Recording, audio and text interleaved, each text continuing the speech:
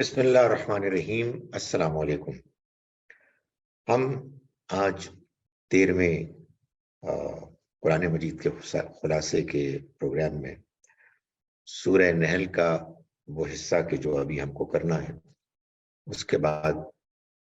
سورہ بنی اسرائیل کریں گے۔ سورہ نحل اور سورہ بنی اسرائیل جوڑا صورتیں، دونوں کے مضامین میں وہ مشترک مضمون کی جو تمام اس تیسرے گروپ کی صورتوں میں ہے، یعنی اہل ایمان کو خوشخبری اور انکار کرنے والوں کو خبردار کیا گیا کہ اگر وہ اپنے انکار پر اڑے رہیں گے تو ان پر اللہ کا عذاب آخرت سے پہلے اس دنیا میں آ جائے گا۔ اس کو بیان کرنے کے علاوہ ان دونوں صورتوں میں جو خصوصیت ہے جو دوسری صورتوں سے الگ ہے، جن سے یہ دونوں صورتیں جوڑا بنتی ہیں، ان میں ایک یہ ہے کہ ان دونوں صورتوں میں اخلاقیات کو بیان کیا گیا ہے۔ ان دونوں صورتوں میں یہود کا ذکر ہے، ان دونوں صورتوں میں ہجرت کا ذکر ہے۔ آئیے پہلے سورہ نحل کا بقیہ حصہ لیتے ہیں۔ سورہ نحل کی آیت نمبر 53 اور 54 میں اللہ تعالیٰ نے شرک کی مذمت کے بارے میں فرمایا کہ وَمَا بِكُم مِّن نِعْمَةٍ فَمِنَ اللَّهِ، یہ جان لو کہ جو کچھ بھی تمہارے پاس نعمت ہے یہ سب اللہ کی طرف سے ہے، یعنی جو نعمتیں بھی تمہیں حاصل ہیں یہ ساری کی ساری اللہ کی طرف سے۔ پھر جب تمہیں کوئی تکلیف پہنچتی ہے تو اسی سے تم فریاد کرتے ہو، لیکن پھر جب وہ تم سے تکلیف دور کر دیتا ہے تو تم میں سے ایک گروہ اپنے رب کا شریک ٹھہرانے لگتا ہے، اسی کی نعمتیں پاتے ہو لیکن پھر اس کے ساتھ اوروں کو شریک کرتے ہو۔ قرآن مجید نے 68 میں یہ بات واضح کی ہے کہ یہ قرآن نازل اللہ نے اس لیے کیا ہے تاکہ لوگوں کے درمیان اگر مذہبی اختلافات ہوں تو قرآن اس کا فیصلہ سنا دے۔ فرمایا وما انزلنا علیک الکتاب، اور ہم نے تم پر کتاب صرف اس لیے اتاری ہے کہ تم ان پر اس چیز کو اچھی طرح واضح کر دو جس میں وہ اختلاف کر رہے ہیں، اور یہ ہدایت اور رحمت ہے ان لوگوں کے لیے جو ایمان لائیں۔ اس کے بعد آیت نمبر 66 میں اللہ تعالیٰ نے اپنی وہ نشانی بیان کی کہ جس کو ہم عام طور پر دیکھتے ہیں اور بڑی غیر معمولی، اللہ کی رحمت، اس کی ربوبیت، اس کی قدرت کی نشانی ہے۔ فرمایا وَإِنَّ لَكُمْ فِي الْأَنْعَامِ لَعِبْرَةً، اور بے شک تمہارے لیے چوپایوں میں بڑا سبق ہے۔ امن کے پیٹوں کے اندر گوبر اور خون کے درمیان سے تم کو خالص دودھ پلاتے ہیں، پینے والوں کے لیے نہایت خوشگوار۔ آیت نمبر 70 میں اللہ تعالیٰ یہ بتاتے ہیں کہ انسان اس دنیا میں آتا ہے اور مختلف ادوار سے گزرنے کے بعد بوڑھا ہو جاتا ہے، اور بوڑھا ہو کے پھر وہ سب کچھ بھول جاتا ہے۔ فرمایا وَاللَّهُ خَلَقَكُمْ، اللہ نے تم کو پیدا کیا، پھر وہی تم کو وفات دیتا ہے، اور تم میں سے بعض ارذل عمر، کمزوری کی نکمی عمر کو کی طرف لوٹا دیے جاتے ہیں کہ جاننے کے بعد بھی وہ کچھ نہ جانے، بے شک اللہ ہی علم والا اور قدرت والا ہے۔ آیت نمبر 90 میں وہ بات بیان کی گئی ہے کہ جو ہم میں سے اکثر لوگ ہر جمعے کو خطبے میں سنتے ہیں۔ اللہ تعالیٰ نے اخلاقیات کی بنیادیں بیان کی ہیں۔ ان اللہ یأمر بالعدل والاحسان وایتاء ذی القربی، بے شک اللہ حکم دیتا ہے عدل کا، احسان کا اور رشتہ داروں کو دیتے رہنے کا، اور روکتا ہے بے حیائی، برائی اور سرکشی سے۔ وہ تمہیں نصیحت کرتا ہے تاکہ تم یاد دہانی حاصل کرو۔ اس کے بعد اللہ تعالیٰ نے یہودیوں کے حسد کو بیان کیا اس طرح سے آیت نمبر 92 میں وَلَا تَكُونُوا كَالَّتِي نَقَضَتْ غَزْلَهَا، اور اس عورت کی مانند نہ بن جاؤ جس نے اپنا سوت خوب مضبوط کاٹنے کے بعد تار تار ادھیڑ کر رکھ دیا۔ تم اپنی قسموں کو اس اندیشے سے آپس کے فساد کا ذریعہ بناتے ہو کہ ایک امت دوسری امت سے کہیں بڑھ نہ جائے۔ یہودیوں کو، بنی اسرائیلیوں کو یہ خیال تھا کہ اگر ہم نے ان کے پیغمبر کو، بنی اسماعیلیوں کے پیغمبر کو مان لیا تو ان کی امت ہماری امت سے بڑھ جائے گی، اور یوں ایک حق کو ماننے سے انکار کر دیا۔ تم اپنی قسموں کو اس اندیشے سے آپس کے فساد کا ذریعہ بناتے ہو کہ ایک امت دوسری امت سے کہیں بڑھ نہ جائے۔ اللہ اس کے ذریعے سے تمہاری آزمائش کر رہا ہے، اور وہ قیامت کے دن اس چیز کو اچھی طرح تم پر واضح کر دے گا جس میں تم اختلاف کر رہے ہو۔ اس کے بعد اللہ تعالیٰ قرآن مجید کے پڑھنے میں تعوذ کو اختیار کرنے کا ہدایت دے رہا ہے، یعنی شیطان سے پناہ، اللہ کی پناہ شیطان سے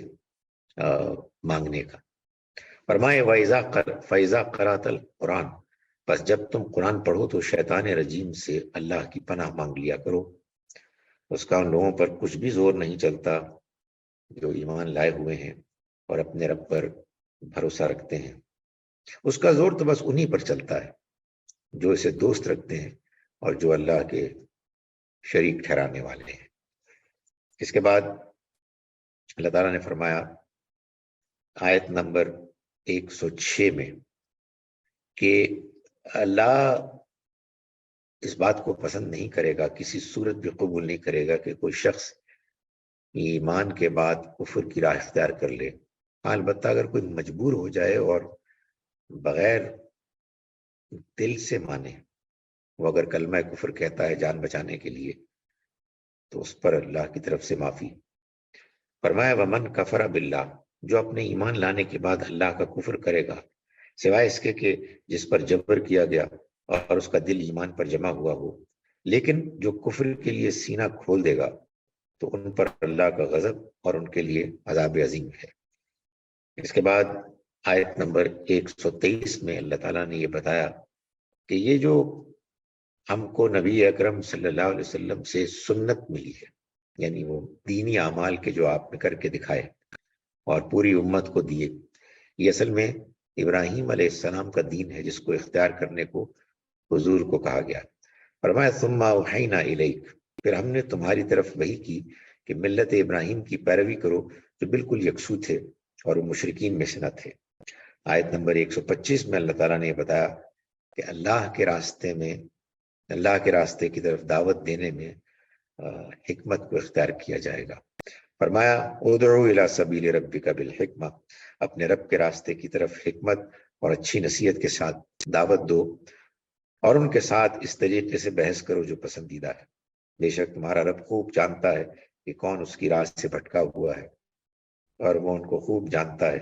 جو ہدایت پانے والے ہیں۔ اس کے بعد سورہ نحل کی جوڑا سورہ بنی اسرائیل یا سورہ اسراء ہے۔ اس سورہ مبارکہ میں اللہ تعالیٰ نے انہی مضامین کو آگے بڑھایا ہے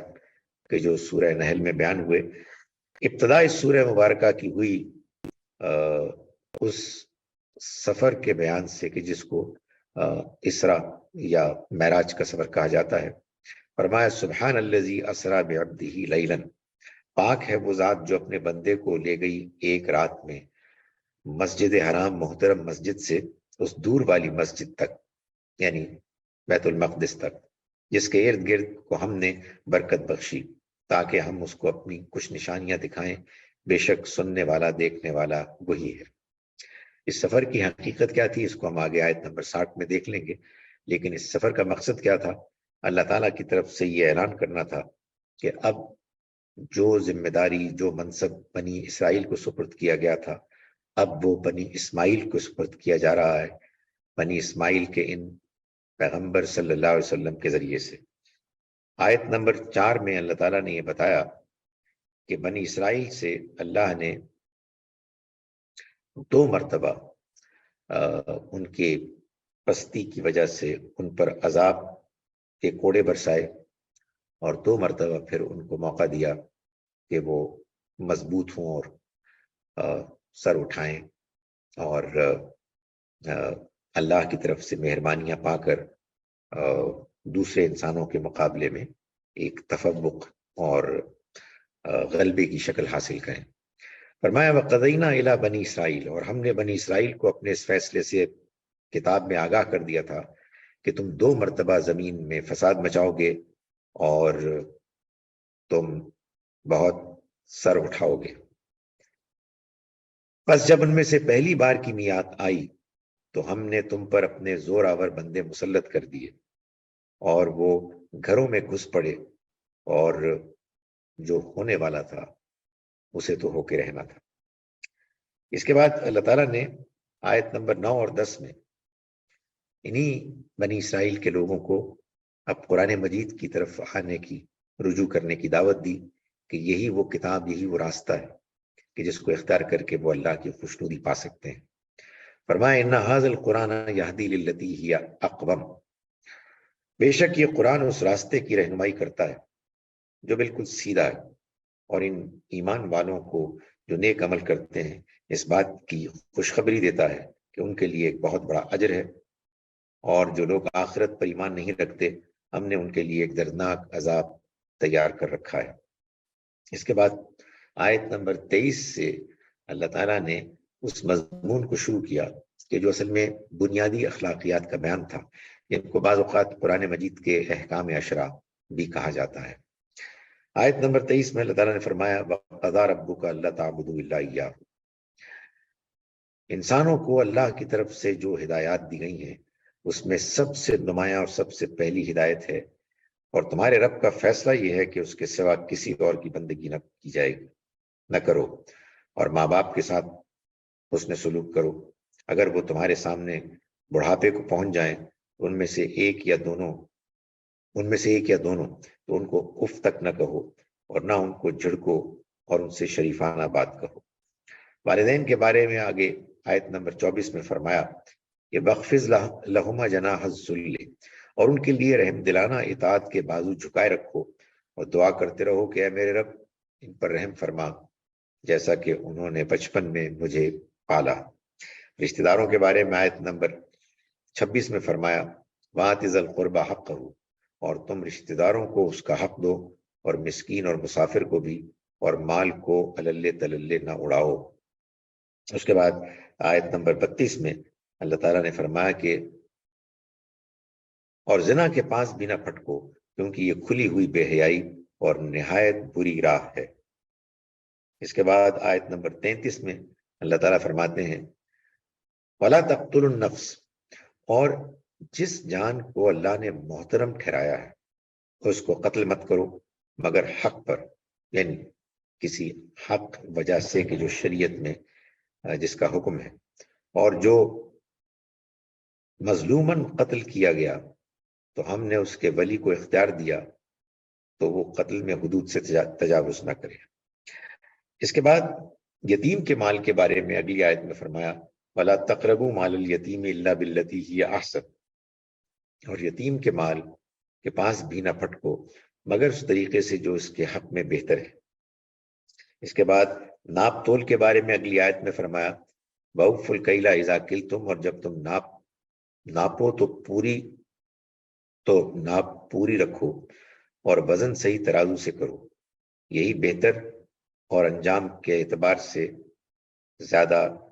خوب تر ہے۔ اس کے بعد اللہ تعالیٰ نے اوہام سے بچنے کے لیے آیت نمبر 36 میں فرمایا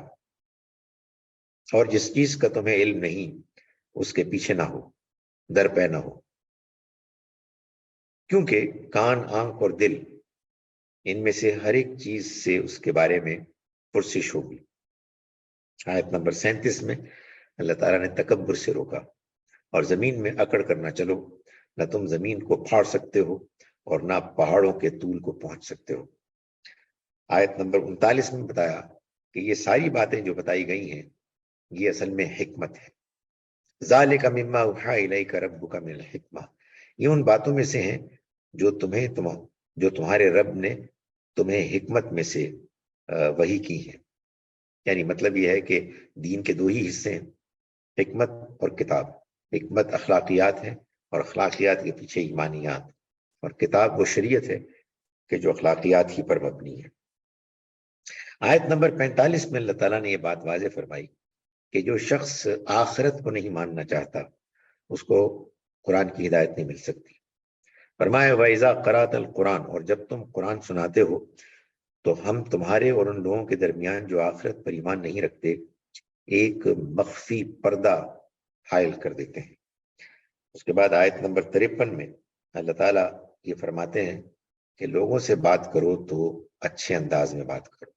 وَقُلْ لِعِبَادِي يَقُولُوا الَّتِي هِيَ أَحْسَنُ، اور میرے بندوں سے کہہ دو کہ وہی بات کہیں جو بہتر ہے، بے شک شیطان ان کے درمیان وسوسہ اندازی کرتا رہتا ہے، شیطان انسان کا کھلا ہوا دشمن تو ہے ہی۔ یعنی مطلب یہ ہے کہ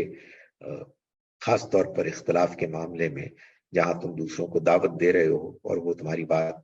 نہیں مان رہے تو غصہ کرنے کی کوئی ضرورت نہیں ہے، بات نرمی سے کرو۔ آیت نمبر 60 میں اللہ تعالیٰ نے بہت واضح کیا اس بات کو کہ اللہ لوگوں کو خبردار کرنے کے لیے مختلف حقیقتوں سے ڈراتا ہے، اور اس کا مقصد یہ ہوتا ہے کہ لوگ چونکیں، لوگ آنکھیں کھولیں اور اللہ کے پیغام کی طرف متوجہ ہوں۔ اس میں چند باتیں ہیں جو اللہ تعالیٰ نے بیان فرمائی۔ اور یاد کرو جب ہم نے تم سے کہا کہ تمہارے رب نے لوگوں کو اپنے گھیرے میں لے لیا، اور یاد کرو وہ رویا جو ہم نے تم کو دکھائی، یعنی وہ خواب، یعنی یہی جو اسرا کا خواب تھا، اس کو ہم نے لوگوں کے لیے بس ایک فتنہ ہی بنا دیا۔ اور اس درخت کو بھی یاد کرو جس پر قرآن میں لعنت وارد ہوئی ہے، اور ہم تو ان کو ڈراتے ہیں لیکن یہ چیز ان کی سرکشی میں اضافہ ہی کیے جا رہی ہے۔ ان سب چیزوں کا مقصد یہ تھا کہ لوگوں کے اندر نرمی پیدا ہو، خوف پیدا ہو۔ اللہ تعالیٰ نے آیت نمبر 70 میں انسانوں کو جو فضیلت دی ہے اس کو بیان کیا۔ وَلَقَدْ كَرَّمْنَا بَنِي آدم، اور ہم نے بنی آدم کو عزت بخشی اور خشکی اور تری دونوں میں ان کو سواری عطا کی،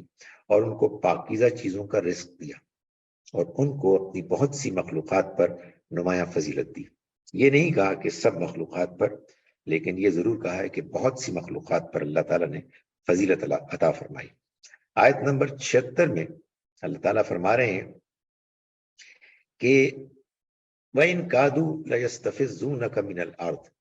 اور بے شک یہ اس سرزمین میں تمہارے قدم اکھاڑ دینے کے پیچھے پڑے ہوئے ہیں، یعنی یہ تمہیں ہجرت پر مجبور کر رہے ہیں تاکہ یہ تم کو یہاں سے نکال چھوڑیں، اور اگر ایسا ہوا تو تمہارے بعد یہ بھی ٹکنے نہ پائیں گے۔ سنت من قد ارسلنا قبلک، ہم نے تم سے پہلے اپنے جو رسول بھیجے ان کے بارے میں ہماری سنت کو یاد رکھو، اور تم ہماری سنت میں کوئی تبدیلی نہیں پاؤ گے، اگر تم نکالے جاؤ گے تو پھر یہ بھی نہیں بچیں گے۔ ہجرت کی دعا آیت نمبر 80 میں یوں بیان فرمائی کہ وَقُلْ رَبِّ ادْخِلْنِی مُدْخَلَ صِدْقٍ، اور دعا کرو کہ اے میرے رب مجھے داخل کر عزت کا داخل کرنا، اور مجھے نکال عزت کا نکالنا، اور مجھے خاص اپنے پاس سے مددگار قوت نصیب کر، اور اعلان کر دو کہ حق آ گیا اور باطل نابود ہو گیا، اور باطل نابود ہونے والی چیز ہے۔ اس کے بعد آخر میں اللہ تعالیٰ فرماتے ہیں خاتمہ کلام کے طور پر اپنے بارے میں فرمایا قُلِ ادْعُوا اللَّهَ أَوِ ادْعُوا الرَّحْمَٰنَ، ان سے کہو کہ اللہ کے نام سے پکارو یا رحمان کے نام سے، جس نام سے بھی پکارو سب اچھے نام اسی کے ہیں، اور تم اپنی نماز کو یعنی تہجد کی نماز کو نہ زیادہ اونچی آواز میں کرو اور نہ بالکل ہی دھیمی آواز میں، ان دونوں کے درمیان کا راستہ اختیار کرو، اور کہو کہ شکر کا حقدار وہ اللہ ہے جس کی نہ کوئی اولاد ہے اور نہ اس کی بادشاہی میں اس کا کوئی شریک ہے، اور نہ اس کو ذلت سے بچانے کے لیے کسی مددگار کی ضرورت ہے، اور اس کی بڑائی بیان کرو جیسا کہ اس کا حق ہے۔ اللہ تعالیٰ ہمیں قرآن مجید کے فہم کو سمجھنے اور اس کی ہدایات کو اختیار کرنے کی توفیق عطا فرمائے۔